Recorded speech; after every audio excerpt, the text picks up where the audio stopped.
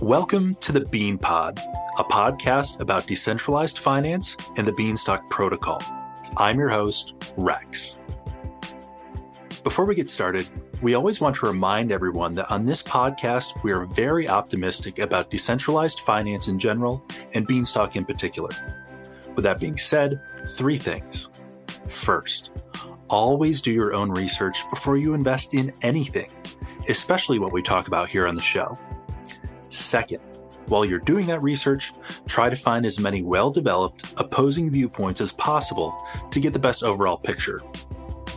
And third, never, ever invest money that you can't afford to lose or at least be without for a while.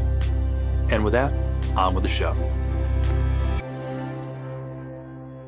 The Beanstalk ecosystem is not without complexity. This very podcast has dedicated a number of episodes to explaining the protocol's components and processes, and there's certainly more to be covered. To help make things as user-friendly as possible, a few systems have been put into place.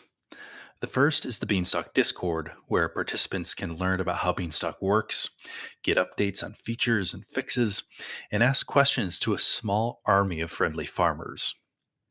The second is Beanstalk University, which are weekly Q&A sessions with Publius and Mod, where farmers can get more detailed answers about functionality, what the development team is working on, and what's out on the horizon. And yet another is the Beanstalk site itself. The app portion, where users interact with the protocol, is built to be intuitive and filled with helpful information, tooltips, analytics, and other features that help make the protocol easy to navigate and use. Good user experiences don't just happen by accident. They're carefully crafted, tested, and refined.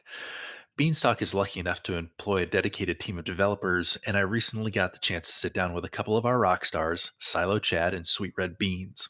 Now, rather than just give us a site walkthrough or a mundane tutorial, the pair talked about their broader approach and what we can look forward to over the coming weeks and months. Now, one final note before we get started. Unfortunately, we realized in post-production that the microphone that was recording my voice during the interview wasn't my typical fancy one. So unfortunately, it sounds like I'm talking through a cell phone. The lesson for me is that the next time I need a voice mod, I'll reach out to Publius directly. So welcome, Silo Chad and Sweet Red. How are you both doing? Doing pretty well. Thanks, Rex. Yeah, not too bad. Well, it's great to have you guys on. Really excited to talk with you about user interface and user experience. And really to kick us off, how would you just kind of walk us through what your basic goals are, what your philosophy is, how you approach working on some of these questions or problems when it comes to user interface and user experience? Yeah, totally. I can take a stab at this first, and maybe Chad can kind of backfill here. But yeah, it's a good question. It's pretty broad. I would say Beanstalk is a really sophisticated piece of software. So there's kind of this balance of like, how friendly should the UI be to a new user, as opposed to, how much data do you show to allow users, or I guess to allow farmers to kind of make the efficient action. And I would say we have actually kind of tended to lean more into showing as much data as possible and kind of doing our best to accurately represent the system. So from a design philosophy perspective, it's mostly like, how truly are we representing what's actually happening here?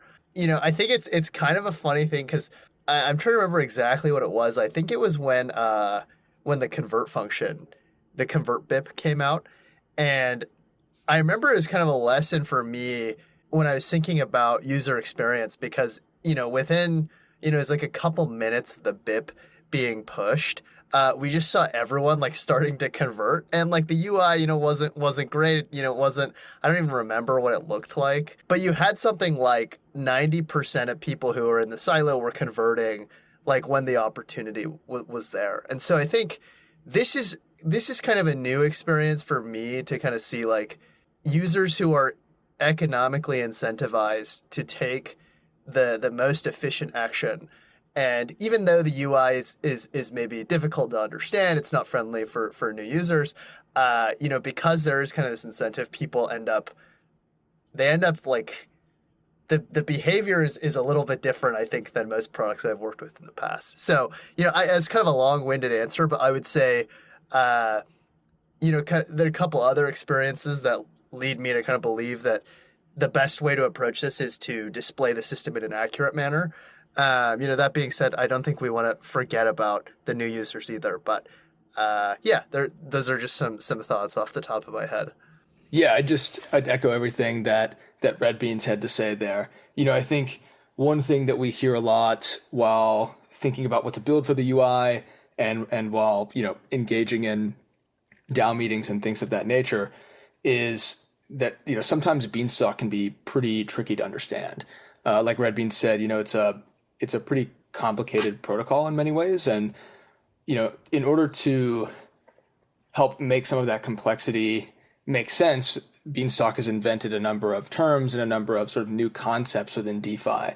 And it's the role of the UI to help explain those both in a way that's, understandable to new users, but also able to go to the advanced level that some farmers might want to use. So that's a pretty tricky UX problem to balance.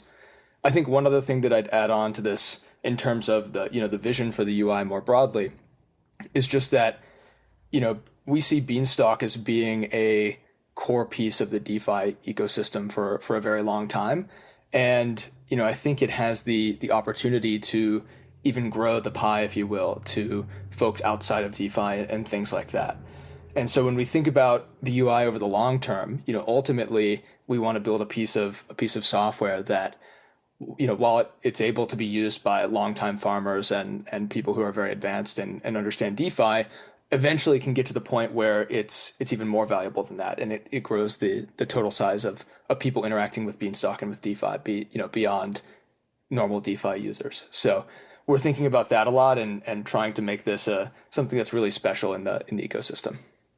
So, would either of you ever see a future, and maybe this just happens by the nature of the Beanstalk build out and the eventual, other protocols and opportunities that are built on top of Beanstalk, but can you see a potential for like different user interfaces for different levels of user or something along those lines? Something that's maybe more retail friendly versus something that's a little bit more complex. I would say absolutely. I think that's kind of the beauty of these permissionless systems. The goal is that it may not actually be like, members of Beanstalk farms building these clients, but, you can imagine a world where there's like a client, which is like a one-click, play Beanstalk efficiently, or like, and then you have like, layers of complexity, and you have different clients, a different client, which is kind of lets you play the pod market efficiently. There's lots of data there to understand and to take into account. So I would say absolutely.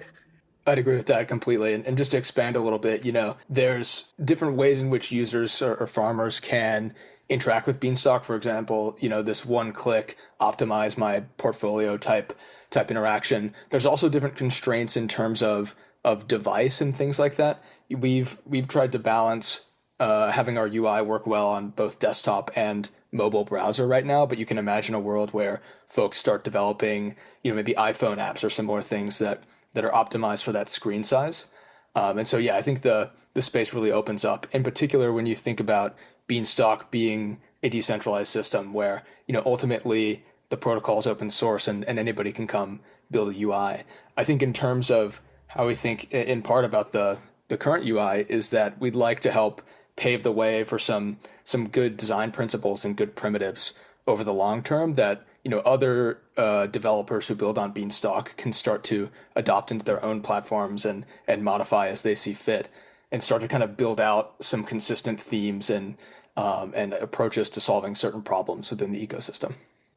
Yeah, those are two really interesting ideas. First, that idea of having it's hard for me not to think of at some point in the future, someone comes along and develops a project that lays on top of Beanstalk that is that one click optimization where like if I am the most casual interactor, I can, really working like some type of, retail bank account scenario where I just like put my funds in and I say, hey, do the thing, and it does the thing.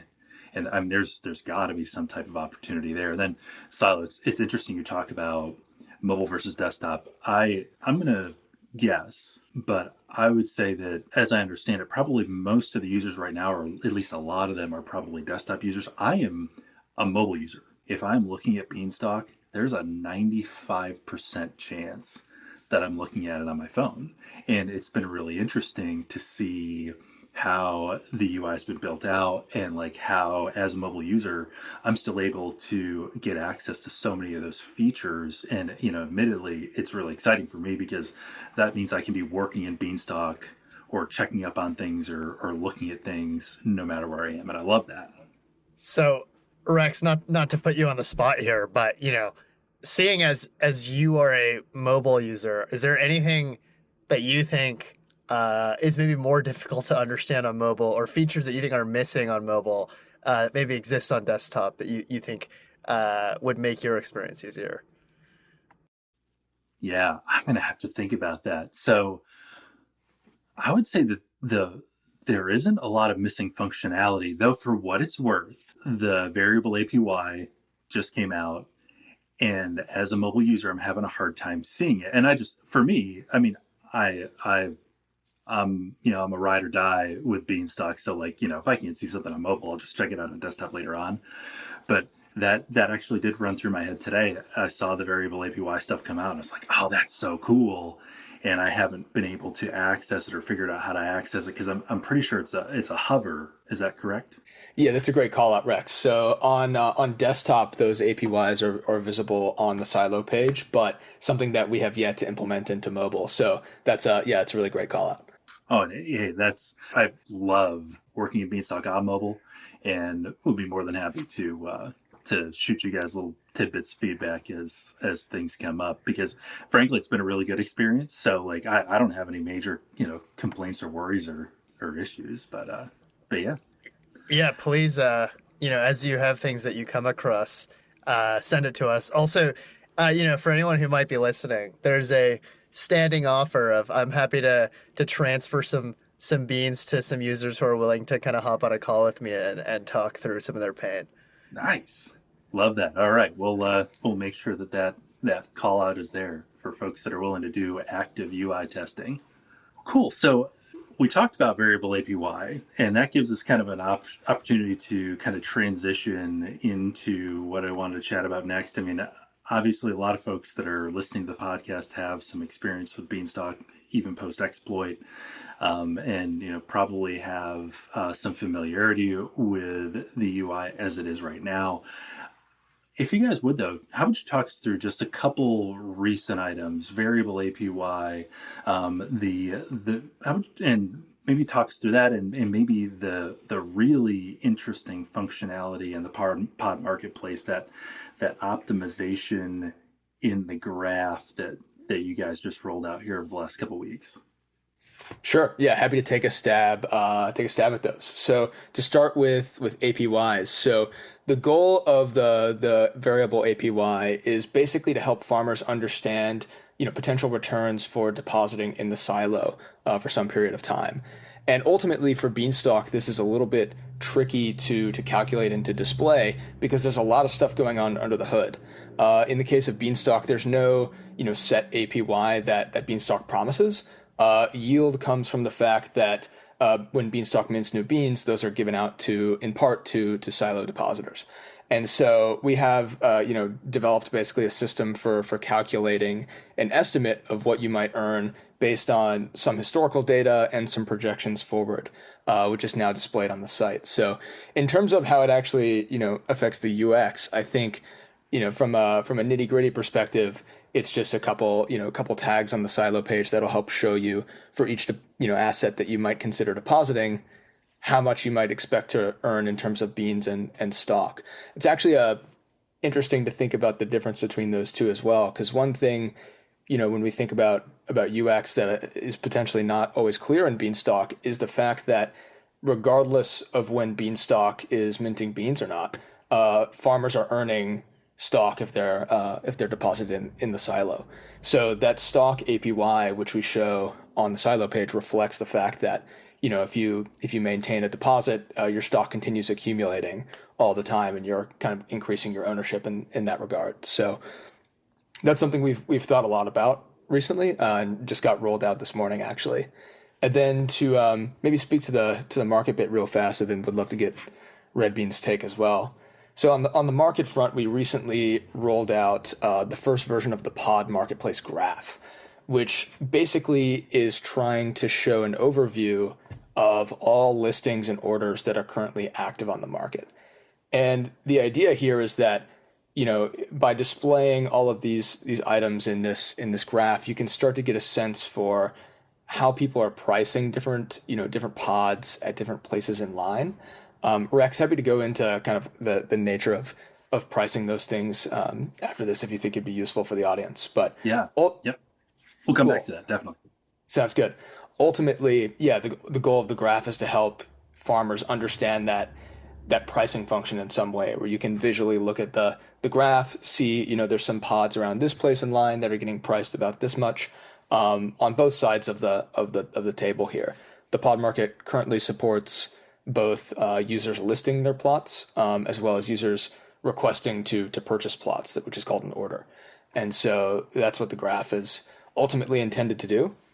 From a UX perspective, it's actually a really tricky thing to get right, because this graph has a ton of little dots on it at this stage. I just pulled up the market on my computer, and currently there's a couple hundred buy offers, some sell offers. So there's a lot of activity going on, and it actually poses a real problem because it's tricky to display all of that data in one graph, and particularly to make it displayed in such a manner that users can hover over individual listings, kind of select which one they want to purchase or where they might want to sell, those sorts of things.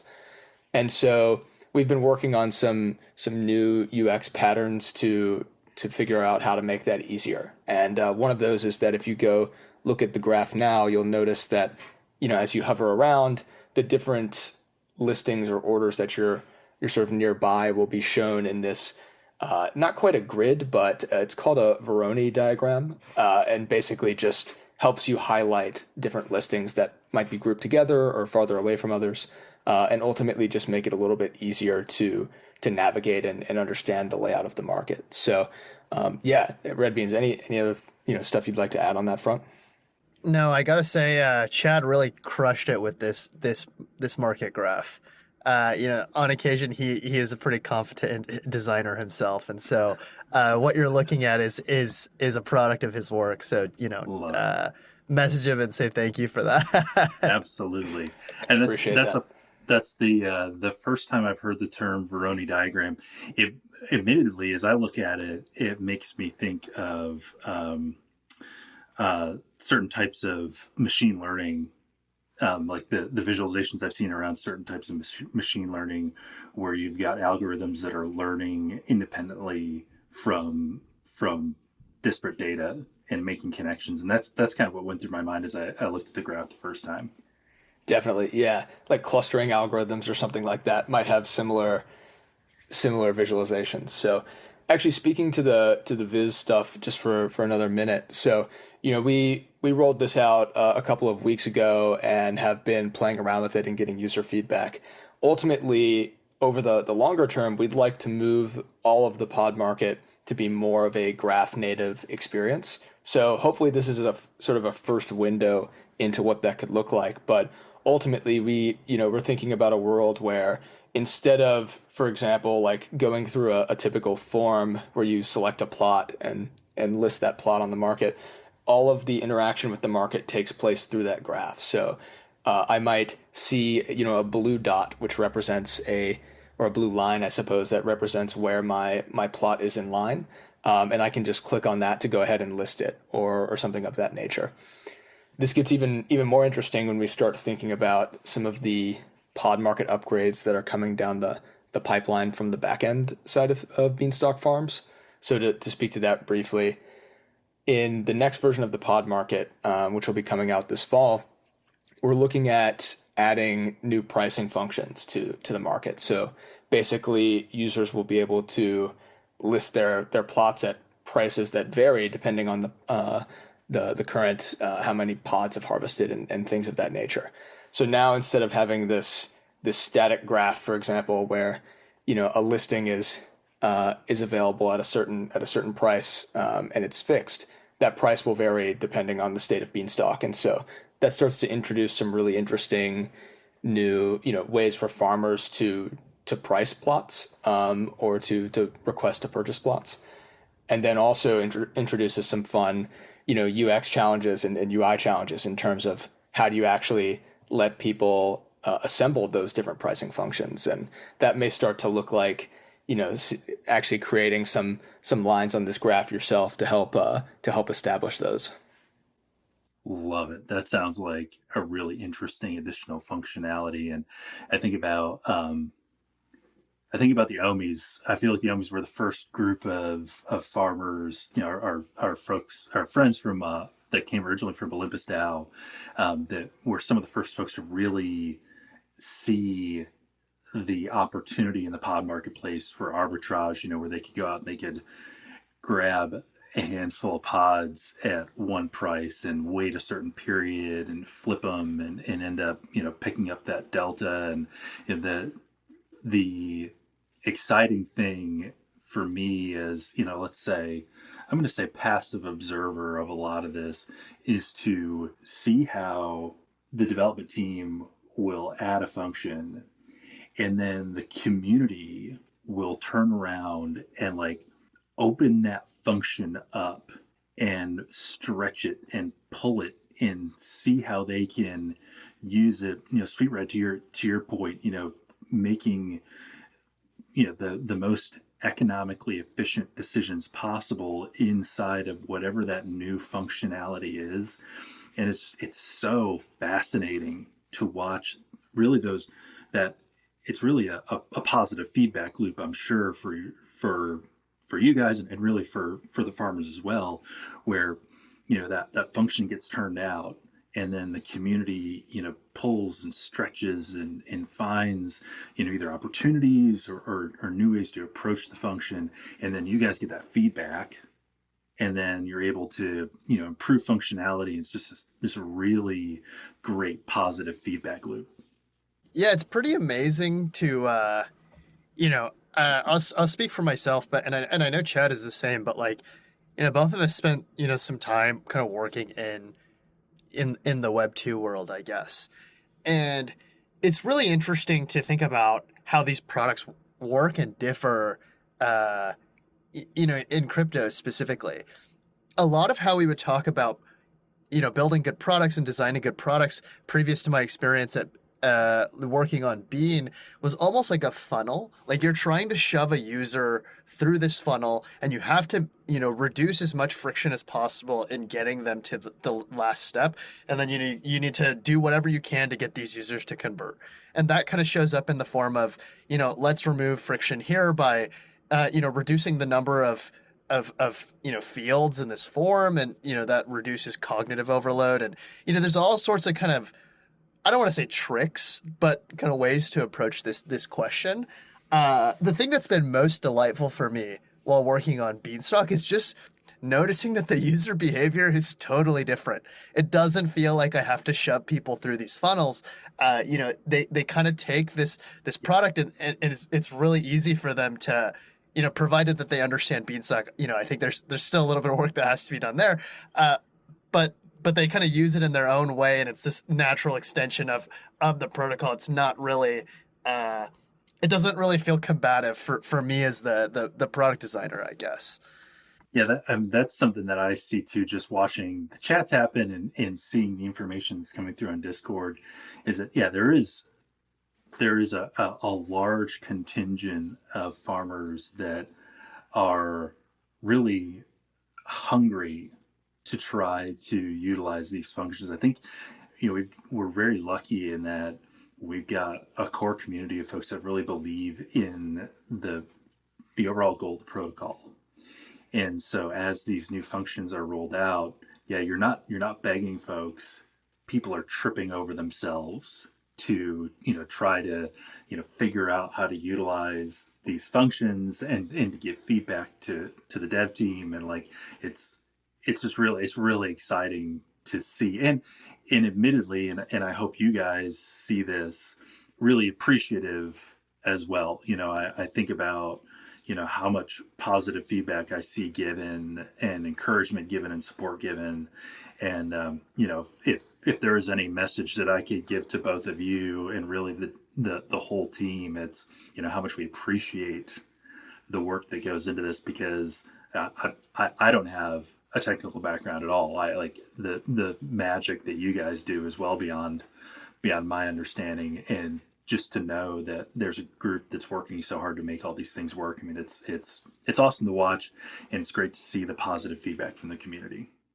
Yeah, appreciate that a lot. And just want to highlight that, both Red Beans and I have put a lot of heart and soul into this, but, we have a much broader dev team with folks like Cool Bean and Bean Sama, who's joined us recently, and a number of others who have, Cujo over the summer, Funderburker, Tbik, all of these folks who have really poured it out over the last couple of months to help make this happen.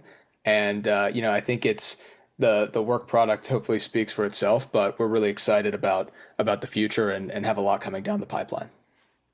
And that's a great point. I would want to say to our audience that Silo Chad and Sweet Red Beans are fantastic, and they are surrounded by other fantastic talent. And yeah, the names you just ran through, I mean, had a great conversation here. I guess a few weeks back with Tbik, about some of the analytical work that he's doing. And it's just, I mean, it's so exciting to see a group of really talented, hardworking individuals that are really invested in the project.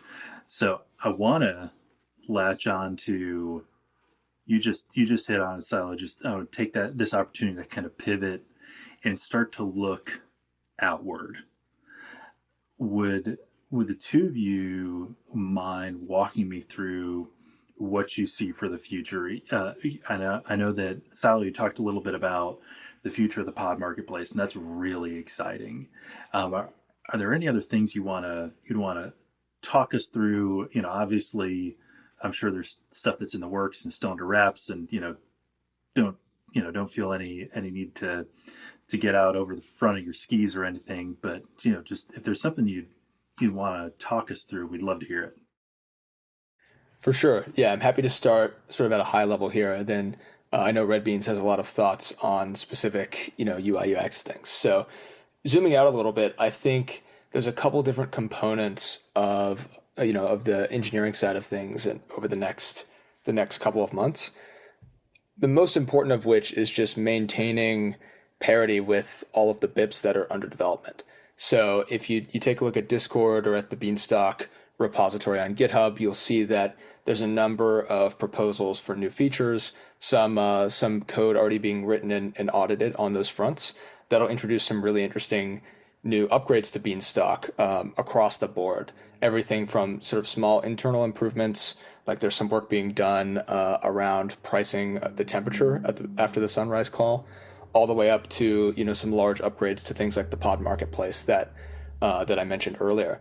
And really, the role of the UI first and foremost is to make sure that every piece of functionality that Beanstalk is capable of offering internally is accessible to farmers. And so we'll do our best to keep up with all of those releases as they come out. And there's a lot more of those that are still kind of in discussion, both amongst the community and engineers who are working on the protocol.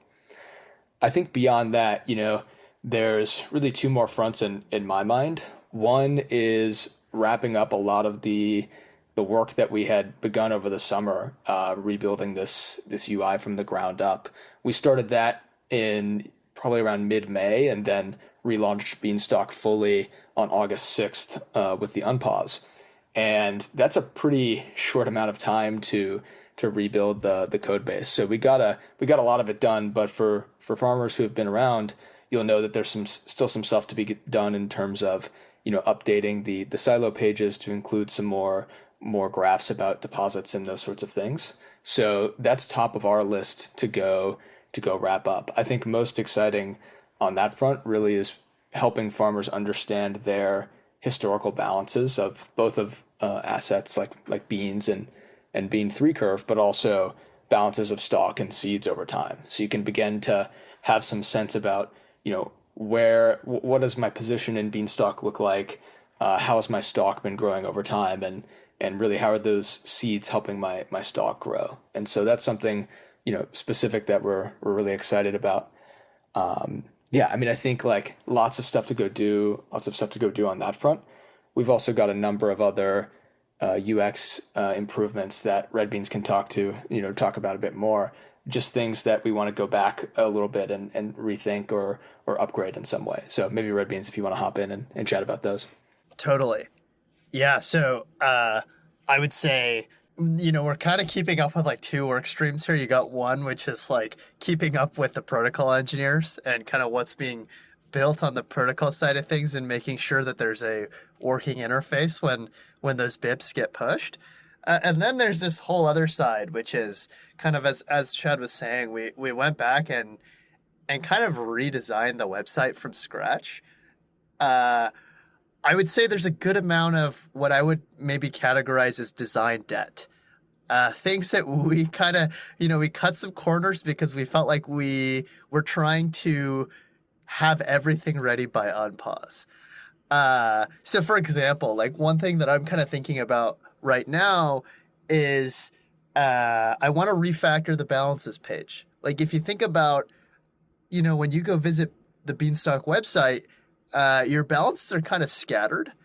You have this graph on the silo page, which we're still trying to get up, and then you have your your debt positions in the field and in fertilizer. The idea is, we would love to make it easier to kind of see a high level overview of everything that you have and consolidate all of that information. So there's a lot of stuff kind of like what I just described here. Interfaces that can be kind of improved that we didn't really spend that much time on the first run through. So we got to go and pay all of that back. And I would love to get to the point where we're starting to run usability experiments on a more regular basis and trying to understand, getting more feedback and building a process here. I think a lot of it has been driven by, frankly, just, my opinion and Chad's opinion and some other opinions of members of the core team. And it would be amazing to get a little bit more disciplined about how we're approaching kind of building some of these view only features. So yeah, definitely a lot of work on the horizon in terms of these usability updates. But the one that I'm kind of thinking of right now is refactoring the balances page. It's a really interesting term that you use, Sweet Red, that term design debt, and not something that I have been able to put a term to before, but it makes a lot of sense. And I mean, both of you hit on it, this idea that trying to get to unpause, obviously it seemed like there were a couple of different rushes that were happening at the same time. There was the governance rush to determine what the right approach, excuse me, to determine what the right approach was for governance, to temporarily take things off chain and manage that component. Then I'm sure there's like the code side, the portion of the engineering and development team that was dedicated to specific code components that were in their own rush. And then there's what you're talking about with this, this user interface where you guys had to, I'm sure it's just a process of triage and determining what are the most important pieces for the here and now and saying, okay, what's on the list for later on. How did the team make those triage decisions? What were what were you thinking about when you were kind of making your priority list? Yeah, that's a big question. I'll speak for myself. I know Chad and I were kind of working on this together, but there were a couple other things kind of happening in parallel. So uh, I don't know that there was a ton of, in retrospect, I think things kind of turned out as they did. It's okay to say we were just doing the best we could at the moment. Yeah, there's nothing wrong with that. It was chaotic, right? But I remember kind of like right after the exploit, feeling kind of full of hope actually. I would say the last like 4 or 5 months, and right after the exploit was full of, a lot of hours of learning and trying and kind of failing, honestly, uh, and kind of having to go back to the drawing board and I think there were, the UI that we have now, I don't think it's perfect, and I think there's certainly a lot more work we can do, but you're probably seeing something like 9 or 10 iterations that has been combined into like one actual thing that got shipped. There was a lot of drawing and scrapping, I would say, and kind of permutations of this cycle that happened over and over and over. And so if I were to describe how we approached that, I really think it was just day in, day out, kind of, can you push the boulder up the hill and see where you get to? And so, but again, like by no means is the UI perfect. And I think, sometimes I look at it and I think, wow, we've got a lot to improve on here. But yeah, I think it was just a kind of consistent effort from the team. And yeah, I don't even know if we did a good job prioritizing, but I will say that we did make it. So I think you did a good job. I'd agree with you, Rex. Yeah, and I think to expand on that just a bit, I would totally agree that it was a chaotic time for sure, but the kind of controlled chaos where I think the entire Beanstalk Farms team was able to laser in and get the job done, both with the barn raise, which launched in early June, as well as the broader build out of the website and other things that had to happen. So in general, it was a huge team effort, and yeah, just glad to have kind of made it through. I think the other thing I'd highlight on the UI front here is that a lot of the decision making and the back and forth and all of the time we spent together trying to hone in on the UI, ultimately we didn't have very much data to go off of in terms of how users would use the site. I think we had talked to a bunch of people that we knew in the community and shared some of the designs ahead of time to start getting a sense for how users would interact. But with Beanstalk being offline for more or less the entire duration of the build out, we had to do our best to just make some good judgment calls and share those with people who understood Beanstalk. So I think we'll continue to improve upon a bunch of those decisions that were made, as Red Beans said, in terms of things that might be considered design debt or something of that nature moving forward. But really glad now to be able to have folks actually using the site and giving us great feedback. No doubt. And I think that's a point that I would emphasize that both of you touched on is that, like, in the heat of those moments, I mean, it you don't necessarily need to have a committee making those priority lists or those decisions. Like, it's okay to have an individual or a small team making those decisions and those priorities. And the other side of that is what you just said, Chad, the taking the feedback from the community afterwards and saying, okay, in our handful of months that we were offline, here's what we did to rebuild functionality and get things working again. We know that there are things that we've got on our list. What are the things that you community are noticing that we should add to our list? And, like, as long as that extra bit of welcome for feedback is there, then you can make that work. You don't need a full team team of 5 or 10 people to sit around a conference room table and and decide I don't know, what color you want certain fonts to be, to be able to make those decisions. It's perfectly fine as long as that communication is there afterwards. Yeah, just actually bouncing off of that. I keep comparing my Beanstalk product experience to kind of, things I was working on previously. But one thing that's actually pretty amazing is like all I have to do is, or all we have to do is like go read the Discord. And with this kind of a constant stream of feedback Yeah, and yeah, you yeah. know, it's people asking for stuff or saying that some things don't work or something like this. And it's actually it speeds it up a lot. We get a ton of feedback on a regular basis, and so that's been a pretty fun kind of unique thing I think about building Beanstalk. That's been a kind of a boon, I guess. Yeah, it feels like the Discord is like a feedback organism. It's just you've got and having now spent time in quite a few Discords, I'm not, I would go back again to emphasize in general, I'm going to say in general, how, let's say, level headed or, reasonable, let's use the term reasonable, how reasonable the Discord members are.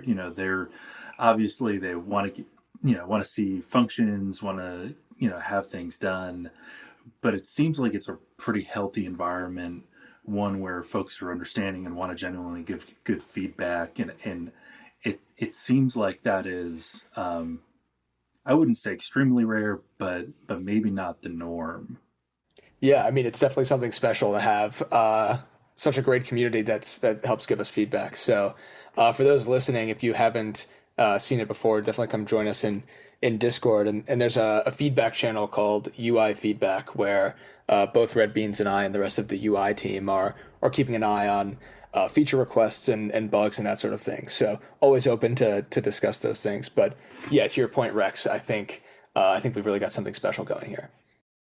And you just said it, Silo. I was actually going to ask, if you guys had a preferred way of getting feedback or interaction in Discord, and you just hit it, so I appreciate it. Um, I guess I'll turn it back over to you guys. Anything else you want to talk through or cover? I'll to open up the floor.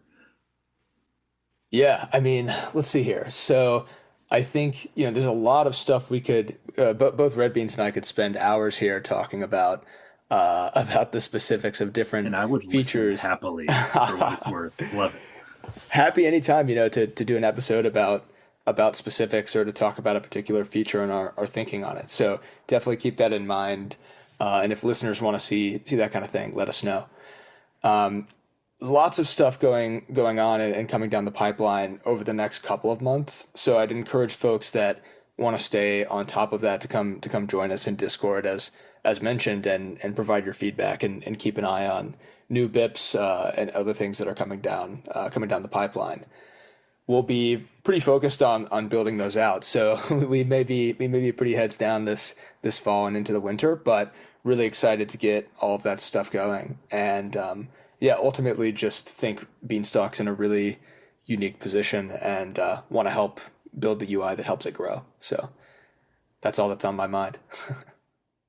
Yeah, the only thing I would add is don't be afraid to reach out. I think we love getting all the feedback and we see it in the UI feedback channel, but if you have any questions, feel free to DM as well. Love it. Well, just want to take the opportunity again to tell you guys how much we appreciate you, how much I appreciate you, and appreciate the whole dev team. And thanks for joining me for an episode of the podcast. Absolutely. Keep these going, Rex. They've been great. Yeah, we had a lot of fun. Thanks for having us. You can catch both Silo Chat and Sweet Red Beans around the Beanstalk Discord. The Bean Pod is a production of Beanstalk Farms, a decentralized autonomous organization. You can find us on Twitter, Instagram, Medium, Discord, and our home on the web at bean.money. You can also find me on Twitter at RexTheBean. And as a final reminder, this podcast is not financial advice. Thanks again for listening.